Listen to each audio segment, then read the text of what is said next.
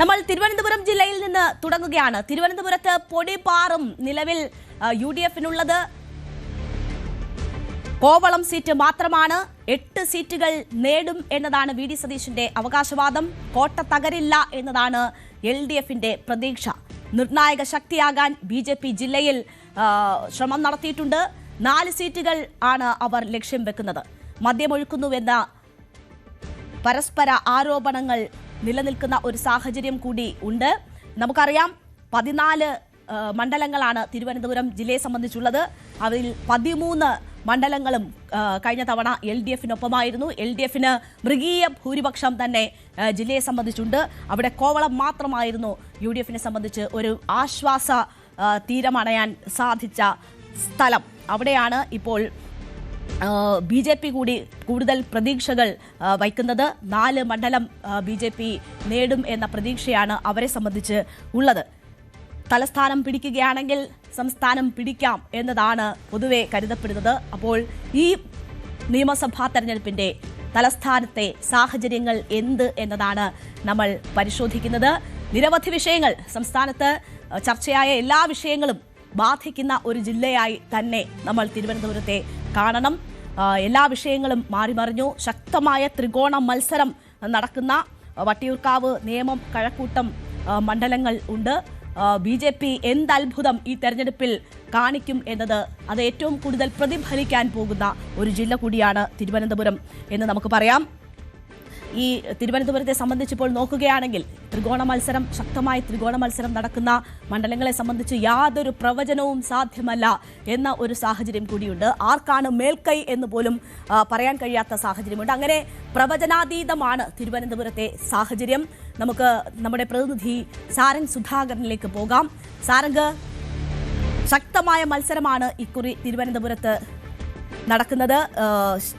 നമുക്കറിയാം ശക്തമായ ത്രികോണ മത്സരം തന്നെ 3 അതിലധികമോ മണ്ഡലങ്ങളിൽ നടക്കുന്നു എന്നൊരു സാഹചര്യമുണ്ട്. BJP അവരുടെ ഏറ്റവും വലിയ പ്രതീക്ഷ വെക്കുന്ന ഒരു ജില്ല കൂടിയാണ് തിരുവനന്തപുരം എന്ന് പറയാം. അവിടെ 3 അതിലധികമോ സീറ്റുകൾ എന്നതാണ് BJP ലക്ഷ്യമിടുന്നത്. അതേസമയം UDF-നെ സംബന്ധിച്ച് ഭരണത്തിലേക്ക് എത്തണം എന്ന ആഗ്രഹം, 100-ലധികം സീറ്റ് എന്ന അവരുടെ ലക്ഷ്യം നിറവേറ്റണമെങ്കിൽ തിരുവനന്തപുരത്ത് ആ ഒരു മേൽക്കൈ ഉണ്ടാക്കേണ്ടതുണ്ട്. എന്തൊക്കെയാണ് സാഹചര്യം? ഏറ്റവും കൂടുതൽ ചർച്ചയായ വിഷയങ്ങൾ എന്താണ്? 13-1 എന്ന നിലയിൽ നിന്ന് എത്ര മാറ്റം പ്രതീക്ഷിക്കാം ഇവിടെ? രേണുക, നമ്മളിപ്പോൾ ഉള്ളത് നിയമമണ്ഡലത്തിലെ EVM മെഷീനുകൾ വിതരണം ചെയ്യുന്ന കോട്ടൺ ഹിൽ സ്കൂളിലാണ്. ഇവിടെ ഇപ്പോൾ ഇതുമായി ബന്ധപ്പെട്ട ക്രമീകരണങ്ങളാണ് ഇപ്പോൾ നമുക്ക് ദൃശ്യങ്ങൾ തന്നെ വളരെ വ്യക്തമായി കാണാം. മണ്ഡലത്തിലെ തെരഞ്ഞെടുപ്പ് പ്രക്രിയയിലേക്ക് കടക്കുന്ന ഒരുക്കങ്ങളാണ് നമുക്കിവിടെ കാണാൻ കഴിയുന്നത്.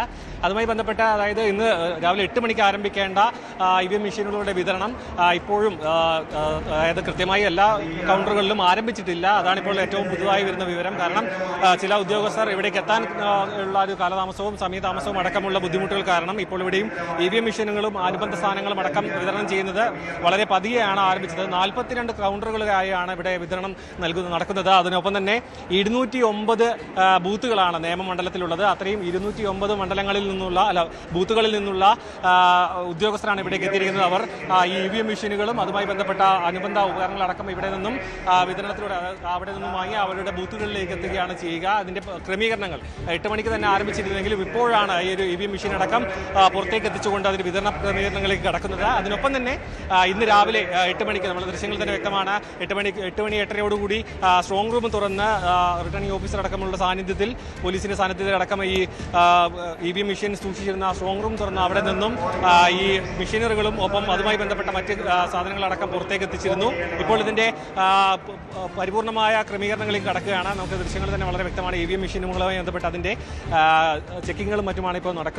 ഇനി വളരെ കുറച്ച് 12 മണി 1 മണിയോട് കൂടി തന്നെ ഈ ഒരു സജ്ജീകരണങ്ങൾ, അതായത് ഈ വിതരണം മുഴുവനായും അവസാനിക്കുമെന്നാണ് നമ്മളിവിടുത്തെ റിട്ടേണിംഗ് ഓഫീസർ അടക്കം പ്രതികരിച്ചത്. ചെറിയ രീതിയിലുള്ള ഒരു സമയതാമസം ഉണ്ടായിരുന്നു എന്നത് വ്യക്തമാണ്. പക്ഷേ ഇപ്പോൾ ഇത് ആരംഭിച്ചിരിക്കുന്ന ദൃശ്യങ്ങളാണ് കാണുന്നത്. അതിനൊപ്പം തന്നെ ഈ പോസ്റ്റൽ വോട്ടുമായി ബന്ധപ്പെട്ട ചില ബുദ്ധിമുട്ടുകൾ ഉണ്ടായിരുന്നു. സമയതാമസം, അത് മാത്രമല്ല അവർക്ക് കൃത്യമായി ചെയ്യാൻ കഴിയുന്നില്ല. വെറും 20% പേർക്ക് മാത്രമാണ് ഈ ഒരു പോസ്റ്റൽ വോട്ട് രേഖപ്പെടുത്താൻ ഉദ്യോഗസ്ഥർക്ക് സാധിച്ചത്. പക്ഷേ അതുമായി ബന്ധപ്പെട്ട് നാളെ കഴിഞ്ഞും ഈ ഒരു സംവിധാനം ഒരുക്കുമെന്ന് എന്നടക്കമുള്ള വിവരങ്ങൾ പുറത്തേക്ക് വരുന്നുണ്ട്.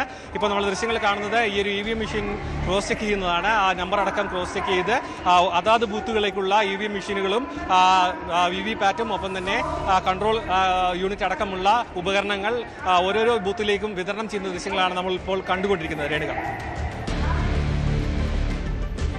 സാരംഗ് സുധാകരനാണ് വിവരങ്ങൾ നൽകിയത്. അവിടെ തെരഞ്ഞെടുപ്പ് വോട്ടെടുപ്പിനുള്ള ക്രമീകരണങ്ങൾ EVM മെഷീൻ ഉൾപ്പെടെ വിതരണം ചെയ്യുന്നതിനുള്ള നടപടികൾ പുരോഗമിക്കുന്നു എന്നതാണ് സാരംഗ് ചൂണ്ടിക്കാട്ടിയത്. നേമം മണ്ഡലത്തിലാണ് സാരംഗ് ഇപ്പോൾ ഉള്ളത്. അതിന്റെ EVM മെഷീൻ ഉൾപ്പെടെ ഓരോരുത്തർ രജിസ്റ്റർ ഒപ്പിട്ട് കൊണ്ടുപോകുന്നതിന്റെ ദൃശ്യങ്ങളാണ് നമ്മൾ കാണുന്നത്. തെരഞ്ഞെടുപ്പിനുള്ള ക്രമീകരണങ്ങൾ, ഒരുക്കങ്ങൾ ഒക്കെ വളരെ വേഗം പൂർത്തിയാവുകയാണ്. സാരംഗ്, ഈ പ്രക്രിയ എപ്പോഴത്തേക്ക് പൂർണ്ണമാകും? എല്ലായിടങ്ങളിലും ഇതേ വേഗത്തിൽ തന്നെ സജ്ജീകരണങ്ങൾ ഒരുങ്ങുകയാണോ?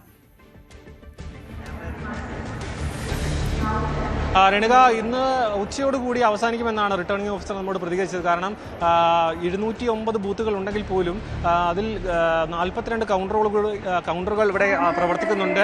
അത് പല ഭാഗങ്ങളിലായി. അതുകൊണ്ട് തന്നെ വൈകി ആരംഭിച്ച ഈ ഒരു ക്രമീകരണമാണെങ്കിൽ പോലും അത് വളരെ പെട്ടെന്ന് തന്നെ അവസാനിക്കുമെന്നൊരു പ്രതീക്ഷയായിരുന്നു റിട്ടേണിംഗ് ഓഫീസർ പ്രതികരിച്ചത്. പക്ഷേ ഇതിൽ ഒരു സമയതാമസം ഉണ്ടായിട്ടുണ്ട് എന്ന കാര്യം വ്യക്തമാണ്. പക്ഷേ ആ ഒരു EVM മെഷീനുകൾ വളരെ പെട്ടെന്ന് തന്നെ വിതരണം നടത്താൻ കഴിയും. മാത്രമല്ല എല്ലാവിധ സജ്ജീകരണങ്ങളും കൗണ്ടറുകളിൽ ഉദ്യോഗസ്ഥർ ഇപ്പോൾ മുഴുവനായി എത്തിയിട്ടുണ്ട്. അതിനൊപ്പം തന്നെ പോലീസിന്റെ സംവിധാനം, ഇവിടെ നിന്നും വാഹന സൗകര്യം അടക്കമുള്ള കാര്യങ്ങളിലടക്കം എല്ലാ സജ്ജീകരണവും ഒരുക്കി കഴിഞ്ഞിട്ടുണ്ട്.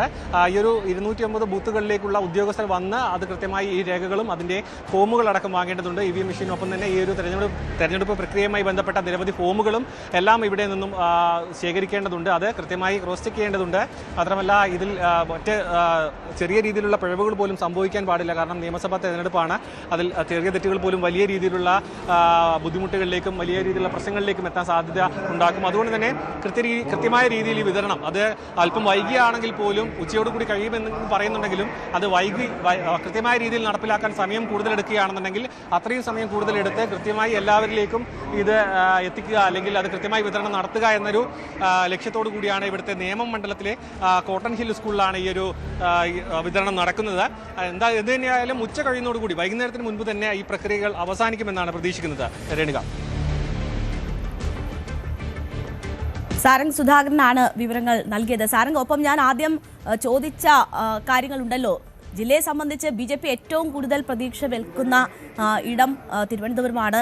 ഏറ്റവും കൂടുതൽ ത്രികോണ മത്സരങ്ങൾ നടക്കുന്ന ജില്ല എന്ന പ്രത്യേകതയുണ്ട്. LDFനെ സംബന്ധിച്ച് അവർക്കൊരു ശക്തമായ ആധിപത്യം കഴിഞ്ഞ തെരഞ്ഞെടുപ്പുകളിൽ ഉള്ള ഇടമാണ്. പക്ഷേ തദ്ദേശ തെരഞ്ഞെടുപ്പോടുകൂടി ആ സാഹചര്യങ്ങളിൽ ചില മാറ്റങ്ങൾ സംഭവിച്ചിരിക്കുന്നു. കോർപ്പറേഷൻ ഭരണം നഷ്ടപ്പെട്ടിരിക്കുന്ന സാഹചര്യം ഒക്കെ ഉണ്ട്.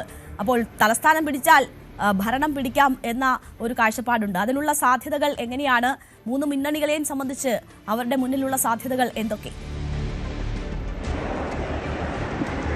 രേണുക, തലസ്ഥാനത്ത് വലിയ രീതിയിലുള്ള ത്രികോണ മത്സരം നടക്കുന്ന ഒരു ജില്ല തന്നെയാണ്. പക്ഷേ അത് ഭരണത്തിലേക്ക് എത്രത്തോളം എത്തുമെന്ന കാര്യം ചോദ്യമായി നിലനിൽക്കുന്നുണ്ട്. മാത്രമല്ല ഒരു അക്കൗണ്ട് തുറക്കുക എന്നതാണ് BJPയെ സംബന്ധിച്ചിടത്തോളം വലിയ ഒരു ലക്ഷ്യമായി നിലനിൽക്കുന്നത്. കാരണം കഴിഞ്ഞ തവണ അടക്കം വലിയ രീതിയിലുള്ള മത്സരം നടന്ന മണ്ഡലങ്ങളാണ് നിയമമടക്കം.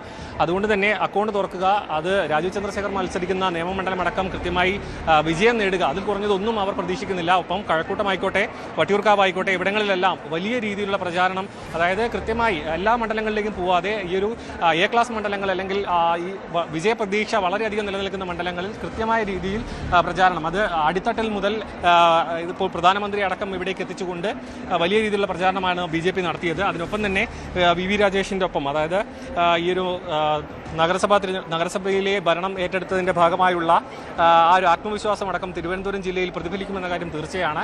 അങ്ങനെ നോക്കുകയാണെന്നുണ്ടെങ്കിൽ ഒരു അക്കൗണ്ട് തുറക്കുന്നതിനപ്പുറത്തേക്ക് രണ്ടക്കമാണ് സംസ്ഥാനത്തുടനീളം അവർ ലക്ഷ്യം വെക്കുന്ന ഒരു വിജയ സാധ്യത. രണ്ടക്കത്തിലേക്ക് എത്തുമെന്നൊരു പ്രതീക്ഷയാണ്. അത് അപ്പോൾ തന്നെ നമുക്ക് മനസ്സിലാക്കാം. അടുത്ത ഇനി വരുന്ന ഇലക്ഷനിലടക്കം എങ്ങനെയായിരിക്കും ഒരു മുന്നണി സമവാക്യമെന്ന് രാജീവ് ചന്ദ്രശേഖരൻ കഴിഞ്ഞ ദിവസം പ്രതികരിച്ചിരുന്നു. അതായത് രണ്ട് മുന്നണികളിലേക്ക് മാത്രം ചുരുങ്ങും. ഇന്ത്യ മുന്നണിയും ഒപ്പം തന്നെ NDA മുന്നണിയുമായി കേരളത്തിലെ സാഹചര്യം മാറുമെന്നൊരു തരത്തിലായിരുന്നു കഴിഞ്ഞ ദിവസം രാജീവ് ചന്ദ്രശേഖരൻ അടക്കം പ്രതികരിച്ചത്. അങ്ങനെ നോക്കുകയാണെന്നുണ്ടെങ്കിൽ വലിയ രീതിയിലുള്ള ആത്മവിശ്വാസം NDA തെരഞ്ഞെടുപ്പ് ക്യാമ്പിൽ ഉണ്ടെന്ന് തന്നെ മനസ്സിലാക്കണം. കാരണം വിജയത്തിനപ്പുറത്തേക്ക് യാതൊന്നും വോട്ട് ശതമാനം ഉയർത്തുകയായിരുന്നു കഴിഞ്ഞ തവണയടക്കമുള്ള BJPയുടെ ഉള്ള ഒരു ഗുണം എന്ന് പറയുന്നത്. അതായത് അവർ തെരഞ്ഞെടുപ്പിൽ അവർ നേടിയെടുത്തത് വോട്ട് ശതമാനം വർദ്ധിപ്പിക്കുക എന്നതായിരുന്നു. പക്ഷേ ഇത്തവണ അതിനപ്പുറത്തേക്ക് പോയി വിജയത്തിൽ കുറഞ്ഞതൊന്നും തന്നെ അവർ അംഗീകരിക്കാൻ തയ്യാറല്ല. അതുകൊണ്ട് തന്നെ അത്തരത്തിലുള്ള എല്ലാ പ്രചാരണ പരിപാടികളിലായിരുന്നു നടത്തിയിരുന്നത്. പൂർണ്ണമായിട്ടുള്ള ഒരു ആത്മവിശ്വാസം അടക്കം അവർ ക്യാമ്പിലുണ്ട്. പക്ഷേ അത് നാളെ വരുന്ന ഇലക്ഷനിലും അത് കഴിഞ്ഞു വരുന്ന തിരഞ്ഞെടുപ്പ് ഫലത്തിലും എത്രത്തോളം ജനങ്ങൾ അതിന് മറുപടി നൽകും, അത് ഏത് രീതിയിൽ ജനങ്ങൾ അത് പ്രാവർത്തികമാക്കുമെന്ന കാര്യം ഇനിയും കാത്തിരുന്നാൽ മാത്രമേ നമുക്ക് മനസ്സിലാക്കാൻ കഴിയുള്ളൂ. രേണുക. ശരി, സാരംഗ് സുധാകരനാണ് അവിടെ നിന്നുമുള്ള വിവരങ്ങൾ നൽകിയത്. ഇന്നത്തെ ഒരു പകൽ നാളത്തെ വോട്ടെടുപ്പിനുള്ള ഒരുക്കങ്ങളുടേത് കൂടിയാണ്. ഇലക്ഷൻ സാമഗ്രികളുടെ വിതരണമാണ് നടക്കുന്നത്. അവിടെ നിന്ന് സാരംഗ് സുധാകരനാണ് വിശദാംശങ്ങൾ നൽകിയത്. ഇത് നേമത്തെ കാഴ്ചകളാണ് നമ്മൾ ഇപ്പോൾ കാണുന്നത്. പോളിംഗ് ഓഫീസർമാർ ഇലക്ട്രോണിക് വോട്ടിംഗ് മെഷീനുകളുമായി മടങ്ങുന്ന കാഴ്ചകളാണ് കാണുന്നത്. അങ്ങനെ തെരഞ്ഞെടുപ്പിനുള്ള നടപടിക്രമങ്ങൾ അതിവേഗം പുരോഗമിക്കുകയാണ്. ഇത് തലസ്ഥാനത്തെ മാത്രം കാഴ്ചയില്ല, സംസ്ഥാനത്തുടനീളം പോളിംഗ് സാമഗ്രികളുടെ വിതരണം ആരംഭിച്ചിരിക്കുകയാണ്. നമ്മൾ എറണാകുളത്തേക്ക് പോകുന്നു. കൂടുതൽ വാർത്തകൾക്ക് news 18 Keralam YouTube channel subscribe ചെയ്യുക.